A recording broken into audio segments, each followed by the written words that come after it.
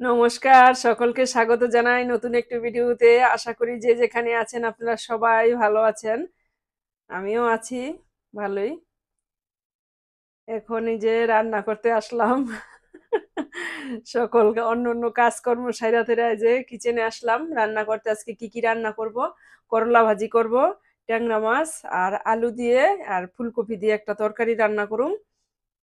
এই, তোমরা পাশে থাকো। যারা নতুন বন্ধু আছো তারা তা সাবস্ক্রাইব করে পাশে থাকো, ভালো লাগবে। আর এই যে দেখো আজকের ওয়েদার ঠান্ডা, এই সপ্তাহ হইতে এই ঠান্ডা থাকবো। বৃষ্টি হইতাছে এখন, প্রচন্ড শীত।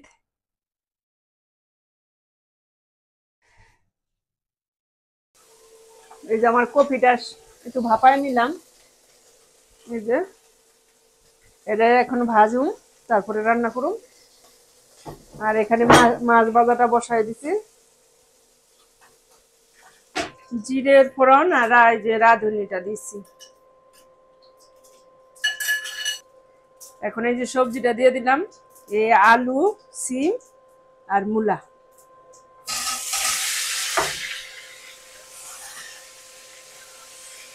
এটা একটু ভাজা হইলে তারপরে হলুদ মরিচটা দিয়ে দিব, লবণ দিয়ে দিলাম, আর দিয়ে দিব কাঁচা মরিচটা।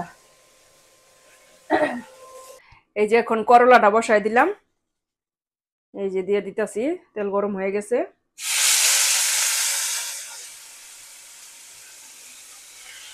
দিলাম,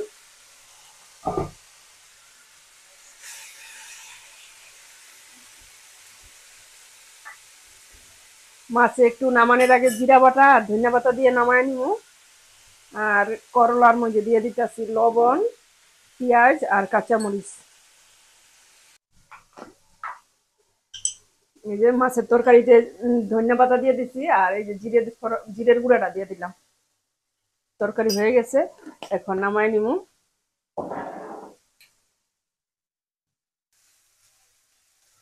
এই যে আমি এখন হলুদ আর লবণ দিয়ে ফুলকপিটা একটু ভাজা নিতেছি।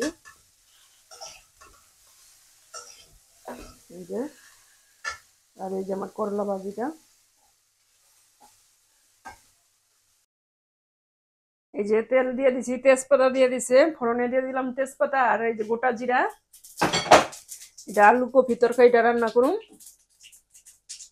এই যে এখন আলুটা দিয়ে দেই, কপিটা তো ফুলকপিটা ভাজা নিছি। লবণ দিয়ে দিই, তেলটা সেট করে উঠবো না। এই যে আলুটা ভাজতেছি, আর এখন আলুটার মধ্যে কাঁচামরিচ দিয়ে নিবো, হলুদ দিয়ে দিলাম, আর এই যে এখানে দিয়ে দিতেছি ধনিয়ার গুঁড়া। একটু জল দিয়ে দেই মশলাটা কষানোর জন্য। এগুলো আর জিরাটা, গরম মশলাটা পরে দিব নামানোর আগে। হলুদ আর ধনিয়ার গুঁড়া দিয়ে দিলাম, আর জিরা গরম মশলাটা নামানোর আগে দিয়া নামায় রাখুন। আবার একটু নামানোর আগে ঘিও দিব।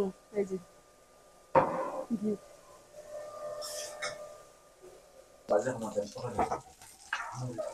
এই যে আমার তরকারিটা হয়ে গেছে। এখন এই যে দেখো এলাচি আর জিরার গুঁড়া, গরম মশলাটা এখন এটা মিশাই দিব।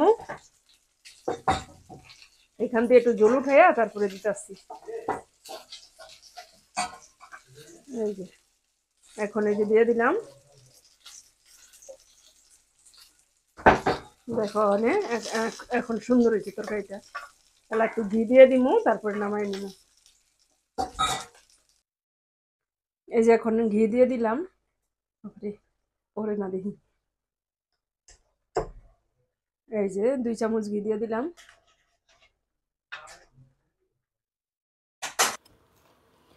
এই যে এখন সন্ধ্যা 7টা বাজে, একটু চা নাস্তা খাই, ঝালমুড়ি বানাইছি। ঝালমুড়ি না, মুড়ি আর চানাচুর দিয়া মা খায়া একটু খাইতাছি আর কি। আর একটু চা বানামু, চা বসাইছি। এই যে এখানে জল বসাই দিছি, চা একটু বানাই। আজকে একটু দুধ চা বানামু। এখানে ময় মশলা দিয়ে দিই, এলা কি কি দিমু, একটু এলাচি দিয়ে দিই। এই যে দিয়ে দিলাম একটা এলাচি আর একটু দারচিনি, একটু তেজপাতা, একটু খাওয়া দিই একটু স্পেশাল লাগে। এই যে ডিব্বার দুধ দিয়ে দিলাম, চাপাতি দিয়ে দিলাম। এই যে এখন চাটা ছাইকা নিতেছি। এই যে আমার চা হয়ে গেছে। এই যে এখন একটু মধু মিক্স করুন। এই যে আমার চাটা রেডি। এখন একটু খাই নেই, মুড়ি তো খাই, একটু খাইলাম, ওই মুড়ি চানাচুর খাইলাম। এই যে দেখো আমার গাছটি। এই যে এখন আবার একটু বসলাম এই কাপড়ের আঁচলটা সেলাই করতে, সেলাই করে নিতেছি, সুতা ওঠে এই কারণে। আর এই যে সাদা শাড়িটা দিছে, এই যে পূজা কমিটির থেকে সবার জন্য আনছে, আর ছেলেদের জন্য আনছে পাঞ্জাবি এই সাদাই। আর এই যে কাপড়টা হয়েছে লাল আঁচল আর লাল পায়ের, এই যে ভিতরটা হয়েছে সাদা, সবার জন্য আনছে। দেখলে যে সুতা ওঠে, সুতা ওঠে, 2 আঁচল সেলাই নিতে আসি। এই যে আমার সেলাই করা সম্পূর্ণটা শেষ। এই যে সেলাই গুছায় গাছায় রাখলাম পূজার সময় পরার জন্য। এই যে এখন আমরা ওই যে কাপড় চোপড় সেলাই করা তারপরে ভাত খাওয়া দাওয়া করলাম, সবার খাওয়া দাওয়া শেষ। এই যে এখন তরকারি রয়ে গেল, এই যে। আর এই যে এখন থাল বাসন দিয়া গুছায় রাখি। আর এখানেই রাখি ভিডিওটি। আবার নতুন একটি ভিডিও নিয়ে আসবো ততক্ষণে আপনারা ভালো থাকবেন, সুস্থ থাকেন। ধন্যবাদ সবাইকে।